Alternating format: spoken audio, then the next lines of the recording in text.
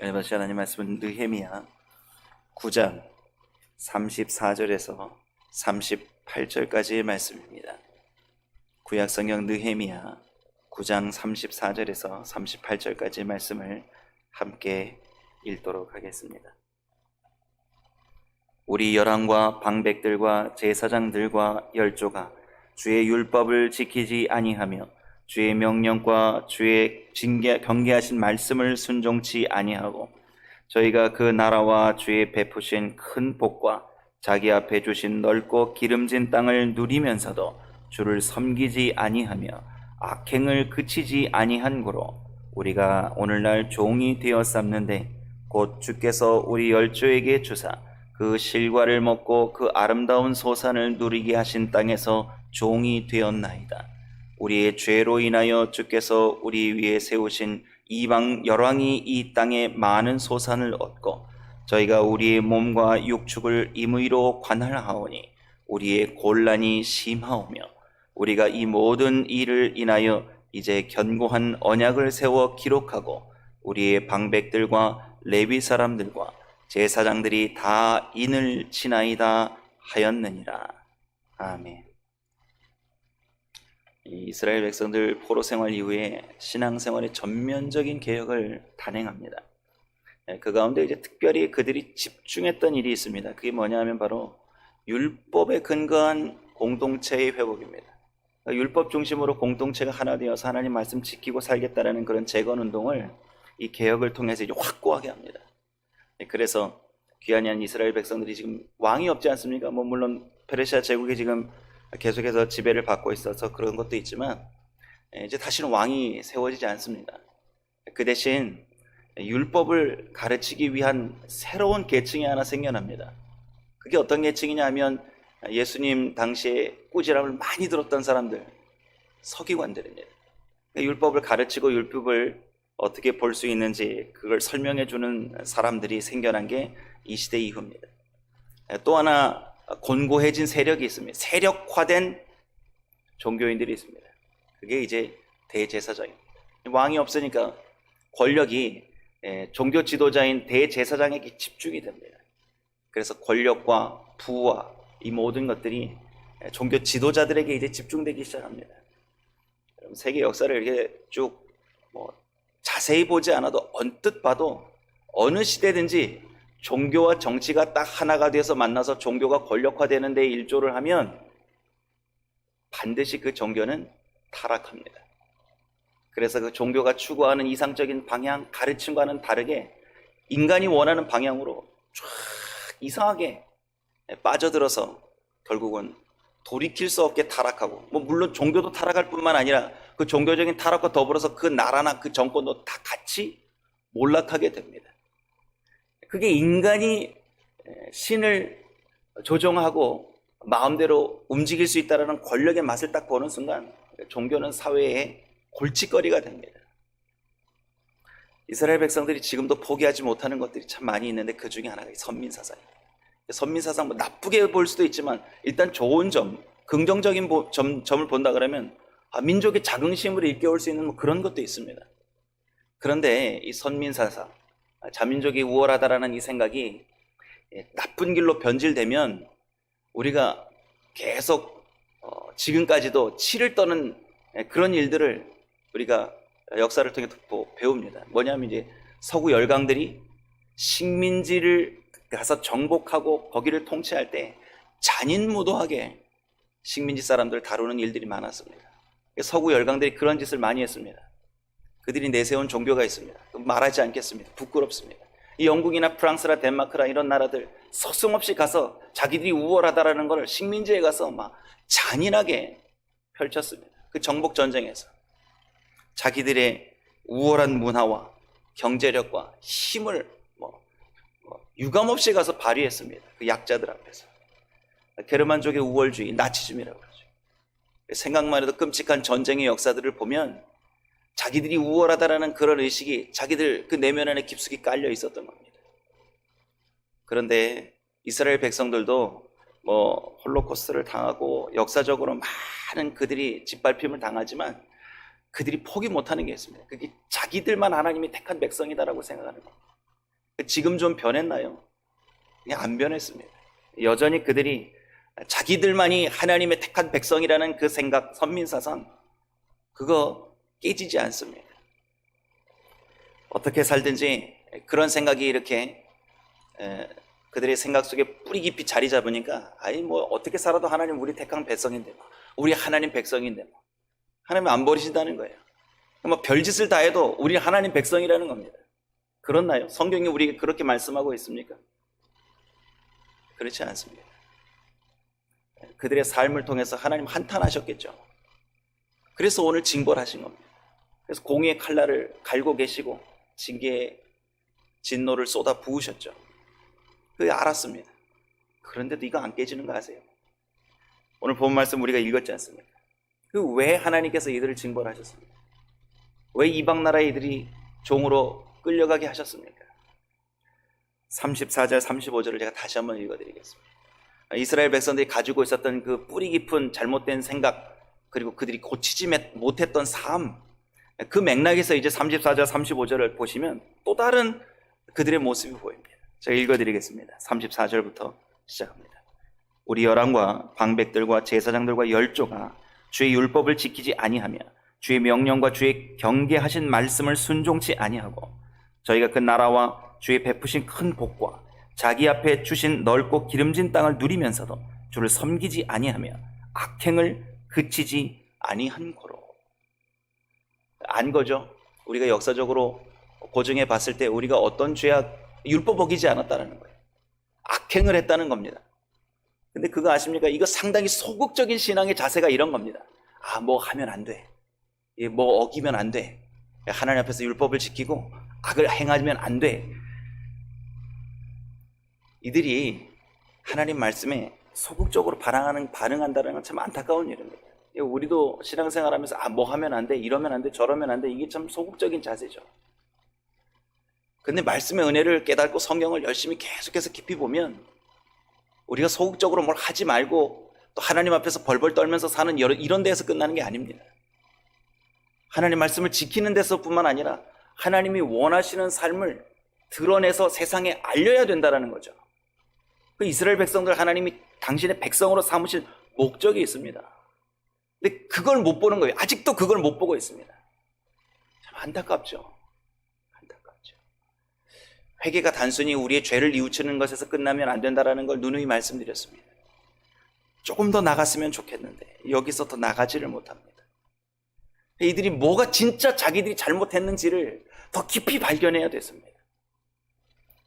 결국 그들이 발견한 거라고는 우리가 죄지어서 말씀 순종하지 않아서 악행을 저질러서 우리가 이렇게 지금의 상황에 이르렀다는 겁니다.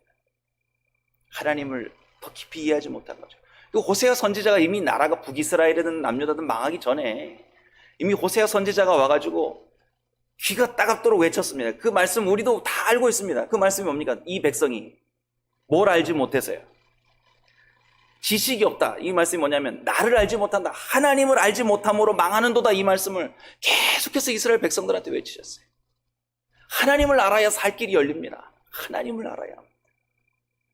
단순히 표면적으로 나타난 하나님이 아니라 율법에 기록된 하나님이 아니라 하나님 아버지께서 이 땅을 향한 하나님의 마음을 깨달아야 됩니다. 그걸 모르면 우리는 망합니다. 단순히 율법에 매여서 사는 우리의 부자유함 속에 있는 매여있는 우리의 삶을 거기서 멈춰서는 안 됩니다. 여러분, 하나님이 어떠한 분이신지를 더 깊이 알아가야 우리가 살 길이 열립니다. 듣나요? 안 듣습니다. 안 들었기 때문에 나라가 망한 겁니다. 어디까지 망했습니까? 망해서 포로로 끌려갑니다. 아주 죽이지 아니하시고 그들을 포로로 끌려가서 포로지에서 점령자의 땅에서 살게 합니다. 거기서 당한 고난과 환난이 얼마나 극심했겠습니까? 시편 137편을 보면요, 그들이 바벨론 포로로 끌려갔을 때 그들이 당한 수치를 기록해 놓은 시편이 있습니다. 시편 137편을 제가 1절부터 5절까지 한번 찾아봤으면 좋겠는데요, 가정에 계시면서도 같이 시편 137편을 한번 찾아보시기를 바랍니다. 시편 137편 1절에서 5절까지 한번 같이 읽어보겠습니다. 우리가 바벨론의 여러 강변 거기 앉아서 시온을 기억하며 울었도다. 그 중에 버드나무에 우리가 우리의 수금을 걸었나니 이는 우리를 사로잡은 자가 거기서 우리에게 노래를 청하며 우리를 황폐케 한 자가 기쁨을 청하고 자기들을 위하여 시온 노래 중 하나를 노래하라 함이로다. 우리가 이방에 있어서 어찌 여호와의 노래를 부를고 예루살렘아 내가 너를 잊을진대 내 오른손이 그 제주를 잊을지로다. 참 아멘하기도 민망한 그런 말씀이죠. 바벨론 포로로 끌려가서 바벨론 강가에 앉아가지고 고된 종살이 생활을 이렇게 힘이 빠져서 앉아서 그 예루살렘 땅 고향 땅을 떠올리면서 마음으로 눈물을 삼키고 있는데 바벨론 사람들이 와가지고 야 이리 와봐, 야 그 버드나무에 걸어놓은 수금 가지고 이리 와봐, 너 저기 너네 하나님 찬양하고 그랬었다면서, 그 너네 하나님 찬양할 때 그 신나게 찬양했던 거 하나 저 노래해봐라, 우리 좀 이렇게 그걸 유희를 삼으려니까 한번 불러봐라.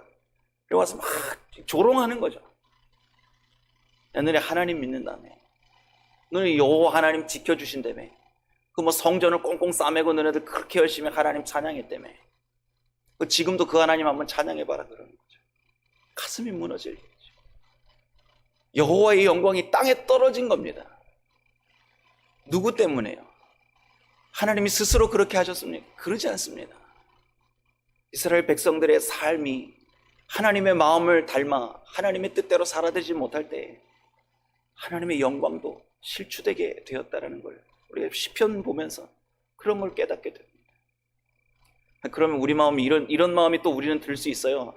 하나님의 마음으로 성경을 안 보면 이런 생각이 문득 들 수 있습니다. 그거 꽃이다. 그 하나님 앞에서 죄 짓고 말씀에 순종 안 하고 그렇게 살더니 잘 됐다, 이렇게 고생을 당해봐야 이것들이 하나님 앞에 다시 돌아오지, 그런 생각하지 마십시오. 그게 우리가 보는 관점입니다. 사람이 보는 성경은 그렇게 해석이 되는 겁니다. 하나님의 마음을 보십시오. 당신의 백성이 이방 땅에서 이런 조롱을 당할 때 하나님의 마음이 어떠시겠습니까? 마태복음 5장에 보면 산상수훈이 있죠. 뭐 다 외우고 싶을 만큼 예수님의 그 산상에서의 설교 너무 귀한 말씀이죠. 예수님도 거기에 모인 무리들과 제자들에게 이렇게 말씀하셨어요. 너희는 세상의 빛이니 너희는 세상의 소금이니, 이렇게 말씀하셨어요. 그런데 소금이 맛을 잃으면 어떻게 된다고 그러셨죠? 소금이 만일 그 맛을 잃으면 무엇으로 짜게 하리요? 후에는 아무 쓸데없어 다만 밖에 버리워 사람에게 밟힐 뿐이니라. 아니, 그러면 우리가 어떻게 살아야 됩니까? 우리가 어떻게 하나님 앞에 살아드리기를 하나님 원하십니까? 예수님이 그 마지막 결론을 이렇게 말씀하셨지 않습니까? 마태복음 5장 16절에 너희 빛을 사람 앞에 비추게 하여 저희로 너희 착한 행실을 보고 하늘에 계신 너희 아버지께 영광을 돌리게 하라. 우리가 빛과 소금으로 살아드려야 세상 가운데에서 하나님의 영광을 드러낼 수 있습니다. 하나님께서 그것을 위해서 우리를 하나님께서 당신의 독생자 예수 그리스도를 십자가에 못 박으셔서 그 목적과 그 이유를 우리에게 달성하시기를 기대하시고 계십니다. 이런 말씀을 우리가 읽을 때 아멘이 저절로 나와야죠. 나를 구원해 주신 은혜가 하나님의 영광을 세상 가운데 드러내라는 그 사명을 내게 주셨구나, 그 비전이 내 안에 있어야 되는구나라는 걸 우리가 매일 되새겨야 합니다.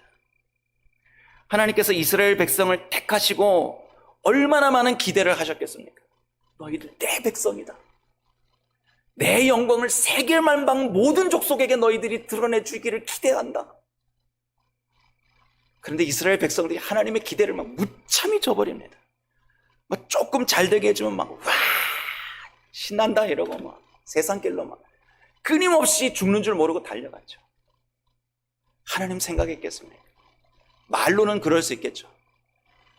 그러나 그들의 삶의 깊은 자리에서는 하나님이 이렇게 복 주셨으니까 하나님께서 더 하실 일이 없는 것처럼 그렇게 자기네들 삶을 살았던 겁니다. 오늘 이스라엘 민족의 이제 대표자 그룹인 방백들과 레위인들 그리고 이제 제사장들이 이제 마지막으로 하나님 앞에 모든 역사의 그 교훈들을 정리하고 이제 말씀대로 살겠다고 자기네들이 이걸 기도문을 써가지고 거기에다가 사인을 하지 않습니다.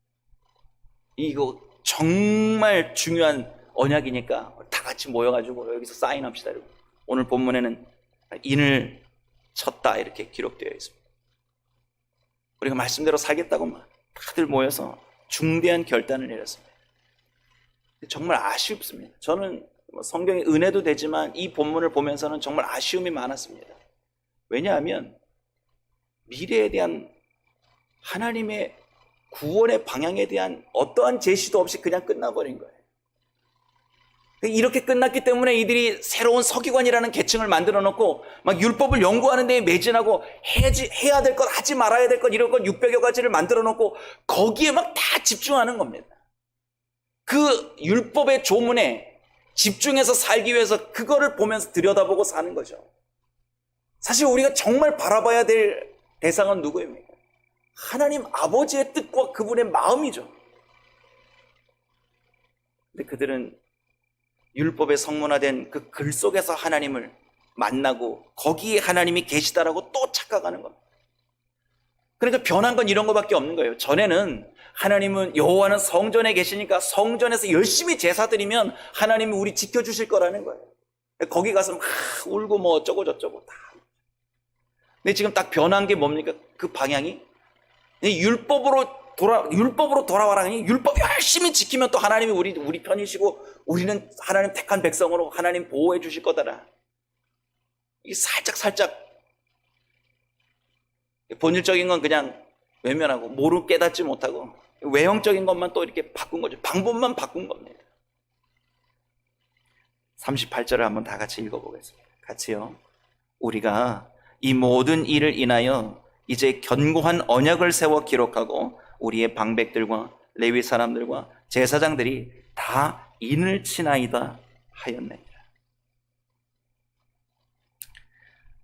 이 디아스포라된 유대인들 고향 땅으로 못 돌아오고 지금까지도 디아스포라로 흩어져서 살고 있죠. 수천 년 동안. 그걸 해결해 주는 좋은 방법을 이들이 발견한 겁니다. 민족의 방백들, 지도자들, 레위인들, 제사장들 절실했겠죠. 그러나 그들이 하나님을 또다시 오해하고 있는 거죠. 하나님께서 이스라엘 백성을 왜 당신의 백성으로 삼으셨는지 그 이유와 목적을 아직도 끝내 이들이 발견하지 못하고 있습니다. 우리는 알고 있습니다. 우리는 그 비밀한 하나님의 부르심, 그 구원의 목적과 이유를 우리는 말씀을 통해서 알고 있습니다. 제가 성경을 읽으면서 가장 하나님께서 우리를 부르신 목적과 그 방향에 대해서 잘 설명하는 구절 중에 하나가 어디냐면 베드로전서 2장 9절입니다. 베드로전서 2장 9절 말씀 한번 찾아볼까요? 신약성경 베드로전서 2장 9절 말씀입니다. 제가 아닌 신약성경은 380면에 있습니다. 베드로전서 2장 9절 말씀입니다. 천천히 한번 같이 읽어보겠습니다. 함께요. 오직 너희는 택하신 족속이요 왕같은 제사장들이여 거룩한 나라요 그의 소유된 백성이니 이는 너희를 어두운 데서 불러내어 그의 기이한 빛에 들어가게 하신 자의 아름다운 덕을 선전하게 하려 하심이라. 아멘. 정말 아멘이시죠. 하나님이 우리를 구원해 주신 그 궁극적인 이유와 목적을 오늘 베드로전서에서 분명하게 알려주셨습니다. 택하신 족속의 왕같은 제사장들이요 거룩한 나라요 그의 소유된 백성이 된 이유가 무엇인가? 그리스도의 십자가의 그 구속하심으로 우리를 구원하신 그 이유가 무엇인가? 기이한 빛에 들어가게 하신 자의 아름다운 덕을 선전하게 하려 하십니다. 오늘 이제 느헤미야 9장을 마무리하면서 오늘 하나님께서 우리를 부르신 진정한 목적과 뜻과 방향, 그것을 오늘 우리의 마음에 담고 이 9장을 마무리하고 싶었습니다.